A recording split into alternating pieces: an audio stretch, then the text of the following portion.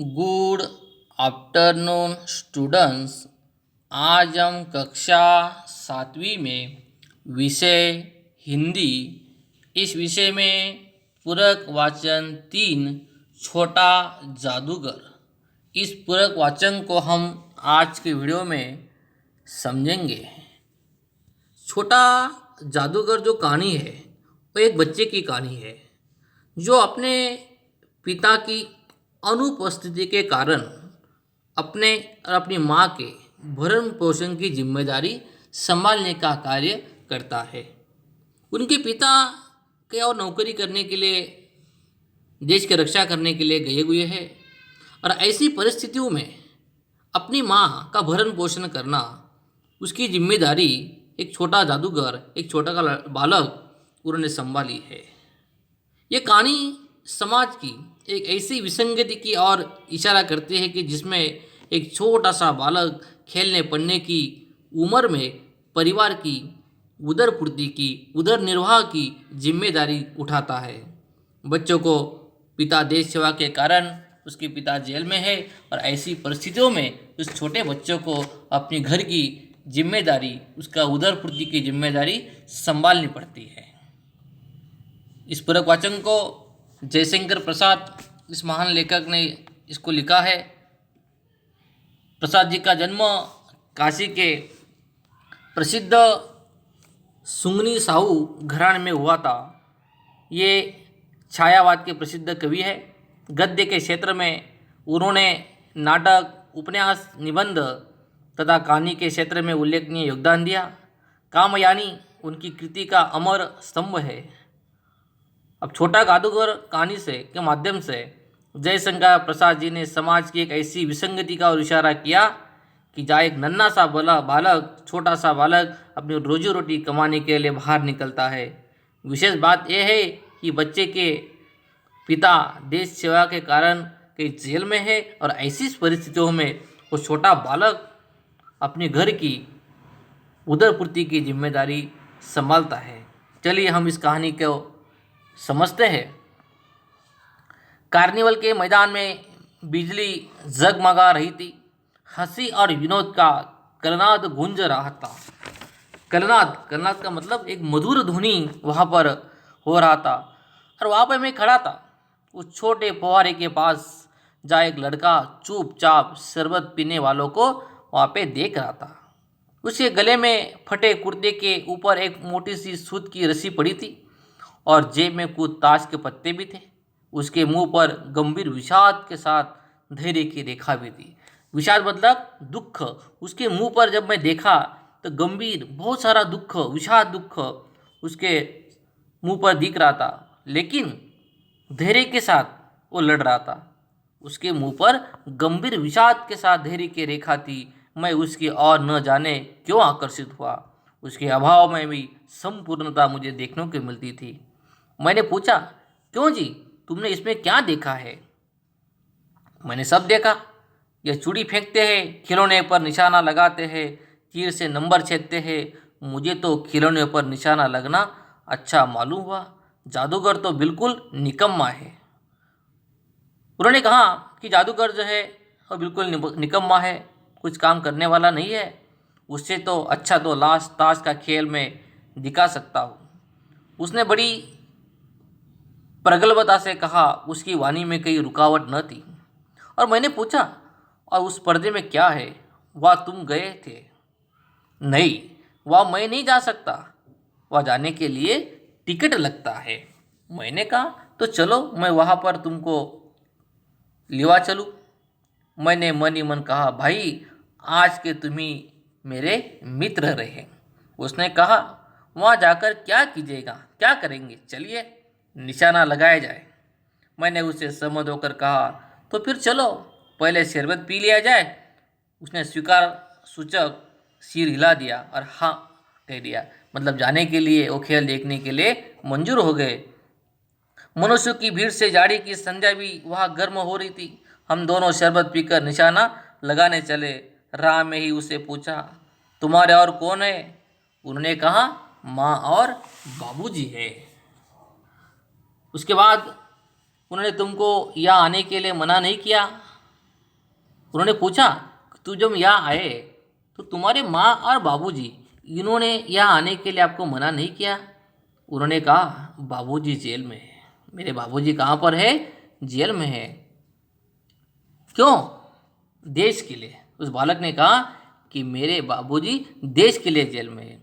वो गर्व से बोला। और तुम्हारी माँ? उन्होंने कहा, वो बीमार है और तुम तमाशा देख रहे हो। उसके मुंह पर तिरस्कार की हंसी फूट रही थी। नहीं नहीं नहीं, मेरी माँ बीमार है तो मैं यहाँ किस लिए आया हूँ, मैं आपको समझाता हूँ। उसने कहा, तमाशा देखने नहीं, मैं दिखाने के लिए निकला हूँ घर से बाहर। कुछ पैसे ले जाऊँगा तो माँ को पथ्य दूंगा, दवाई का खर्च मैं करूँगा, इसलिए मैं यहाँ पर आया हूँ। मैं कुछ जादू दिखाने के लिए आया हूँ, कुछ पैसा कमाने के लिए आया हूँ, जिससे मेरी माँ की दवा मैं कर सकता हूँ। मुझे शरबत न पिलाकर अपने मेरा खेल देखकर मुझे कुछ दे दिया होता तो मुझे अधिक उससे प्रसन्नता हो जाती। मैं आश्चर्य से उस 13-14 वर्ष के लड़के को देखने लगा। लेखक कहते कि मैं वो छोटा सा बालक जिसकी उम्र 13-14 वर्ष थी, उसके तरफ मैं देखने लगा। हाँ, मैं सच कहता हूँ बाबूजी, माँ जी बीमार है और इसलिए मैं नहीं गया। हाँ, जेल में। जब कुछ लोग खेल तमाशा देखते हैं तो मैं क्यों न दिखाकर माँ की दवा दारू करूँ और अपना पेट भरूँ।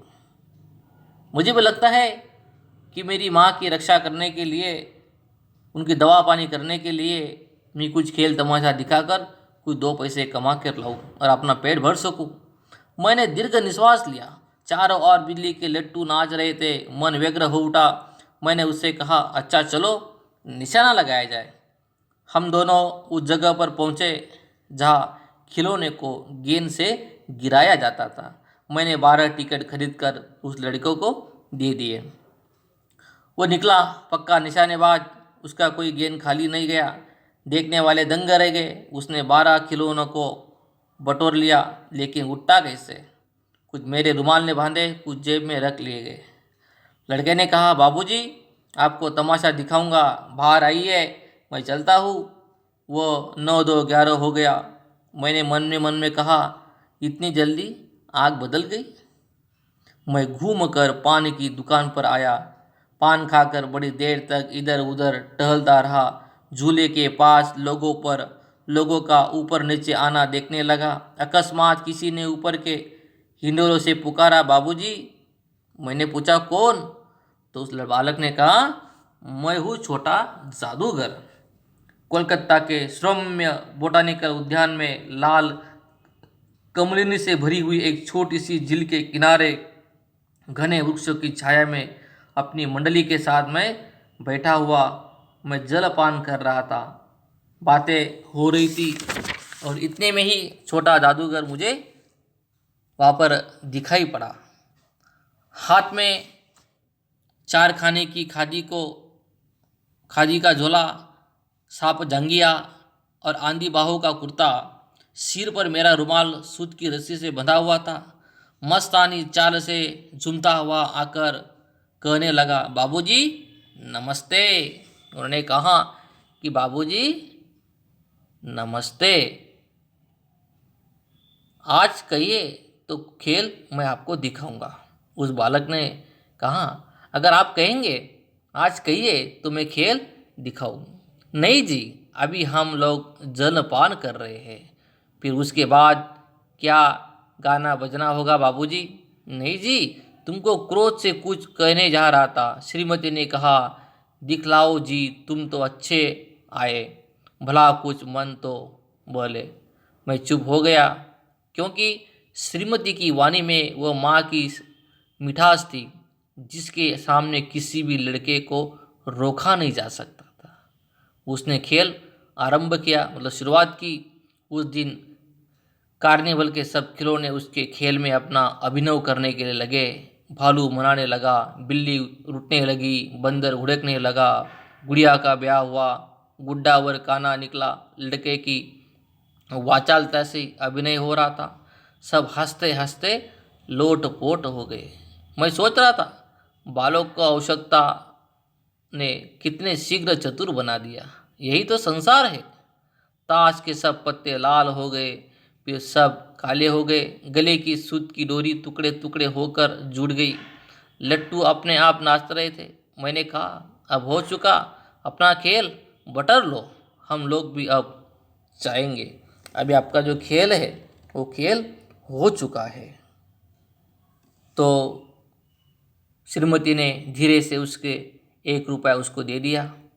वो उछल उठा। मैंने कहा, लड़के, छोटा जादूगर कहिए, यही मेरा नाम है। उस लड़के ने कहा कि नहीं, मुझे छोटा जादूगर कहिए और यही मेरा नाम है, इससे मेरी जीविका है, यही मेरी एक प्रकार की पहचान है। मैं कुछ बोलना ही चाहता था कि श्रीमती ने कहा, अच्छा, तुम इस रुपए से क्या करोगे? पहले भर पेट पकौड़ी खाऊंगा, फिर एक सूती कंबल लूंगा। मेरा क्रोध अब लौट आया। मैंने अपने पर बहुत क्रुद्ध होकर सोचने लगा, ओह, कितना स्वार्थी हूँ। उसके 1 रुपये पाने पर ईर्ष्या करने लगा था। वो नमस्कार करके चला गया। हम लोग लता कुंज देखने के लिए चले। उस छोटे से बनावटी जंगल में संध्या साय साय करने लगी थी। अस्ताचलगामी सूर्य की अंतिम वृक्षों की पत्तियों से विदाई ले रही थी। एकदम शांत वातावरण था। हम लोग धीरे धीरे मोटर से हावड़ा की ओर आ रहे थे। यह रहकर छोटा जादूगर स्मरण होता था। सचमुच एक झोपड़ी के पास कंबल कंधे पर डाले हुए थे। मैंने मोटर रोककर उससे पूछा, तुम यहाँ कहाँ? मेरी माँ यही है ना? मेरी जो माँ है वो यही है ना? अब उसे अस्पताल वालों ने निकाल दिया है। मैं उतर गया। उस झोपड़ी में देखा तो एक स्त्री चिथड़े सी लदी हुई कांप रही थी। छोटा जादूगर ने कंबल ऊपर से डालकर उसकी सीढ़ी से चिमटते हुए कहा, माँ, क्योंकि वो उस छोटे जादूगर की माँ थी। मेरी आंखों से आंसू निकल पड़े। बड़े दिन की छुट्टी बीत चली थी। मुझे अपने ऑफिस में समय से पहुंचना था। कोलकाता से मन ऊब गया था। फिर भी चलते चलते एक बार उद्यान को देखने की इच्छा हुई। साथ ही साथ जादूगर भी मुझे दिखाई पड़ा तो और भी। मैं उस दिन अकेले ही चल पड़ा। जल्द लौट आना था। 10 बज चुका था। मैंने देखा कि उस निर्मल धूप में सड़क के किनारे एक कपड़े पर लोटे एक छोटे जादूगर का रंगमंच वहाँ पे सजा था। मोटर रोक कर उतार पड़ा। वह बिल्ली रूठ रही थी। भालू मनाने चला था। ब्याह की तैयारी थी। ये सब होते हुए भी जादूगर की वाणी में वो प्रसन्नता थी। वो प्रसन्नता की तरी नहीं थी। जब वो औरों की ओर हंसाने की चेष्टा कर रहा था तब वो जैसे स्वयं स्वयं क्या जाता था, मानो उसके रो रहे थे। मैं आश्चर्य से देख रहा था। खेल हो जाने पर पैसा बटोर कर उसने भीड़ से मुझे देखा। वो जैसे क्षण के लिए स्मृतिमान हो गया। मैंने उसकी पीठ ठपठपाते हुए कहा और पूछा, आज तुम्हारा खेल जमा क्यों नहीं? उस बालक से पूछा गया। माँ ने कहा है कि आज तुरंत चले आना। मेरी घड़ी समीप थी। मेरा समय नजीक था। अविचल भाव से उसने कहा, तब भी तुम खेल दिखलाने चले आए? मैंने कुछ क्रोध से कहा, मनुष्य के सुख दुख का माप अपना ही साधन होता है। उस बालक ने कहा कि मनुष्य का सुख दुख का माप जो होता है वो अपना ही साधन होता है। उसी के अनुपात से वह तुलना करता है। उसके मुंह पर वही परिचित तिरस्कार की रेखा फूट रही थी। उसने कहा, न क्यों आता? और कुछ अधिक कहने में जैसे वह अपमान का अनुभव एक प्रकार से कर रहा था। क्षण भर में मुझे अपनी भूल मालूम हो गई। उसके झोले को गाड़ी में फेंक कर उसे भी बैठाते हुए मैंने कहा, जल्दी चलो मोटर वालों। मेरे बताए हुए पथ पर चल पड़ा। कुछ ही मिनटों में मैं झोपड़े के पास पहुंचा। जादूगर दौड़कर झोपड़े में माँ पुकारते हुए घुसा। मैं भी पीछे था, किंतु स्त्री के मुंह से बे निकल कर रह गया। उसके दुर्बल हाथ उठकर गिर गए। जादूगर उससे लिपटा रो रहा था। मैं स्तब्ध था। उस उज्जवल धूप में समग्र संसार जैसे जादू सा मेरे चारों ओर नृत्य करने लगा। यहाँ पर एक विद्यार्थी मित्र हो, एक छोटा जादूगर, एक छोटा सा बालक, जिन्होंने अपने बाप, उनके बाबूजी जेल में होने के कारण और उसकी माँ बीमार होने के कारण वो अपना दुनिया को खेल दिखाकर कुछ पैसे कमाकर अपना उदरपूर्ति करता था, माँ बाप की दवाई के लिए कुछ पैसा कमा के लाता था। बल्कि उनकी उस बालक की आयु कम थी और उस कम उम्र में भी अपने घर की जिम्मेदारी एक छोटा बालक ने संभाली है। और वो एक जादू दिखाकर, कुछ अच्छा कार्य कर कर, एक जादू दिखाकर उस छोटा बालक ने अपना घर का कार्यभार संभाला है। तो इसी प्रकार से आपको इस छोटा जादूगर, इस पूरब क्वेश्चन को अच्छे से अच्छे वीडियो देख के समझना है। इसी पूरब क्वेश्चन के ऊपर आधारित गाला को आपको फोटोकॉपी देखकर आपके गाला में भरवाना है। आज की वीडियो में विद्यार्थी मित्रों हो इतना ही। धन्यवाद।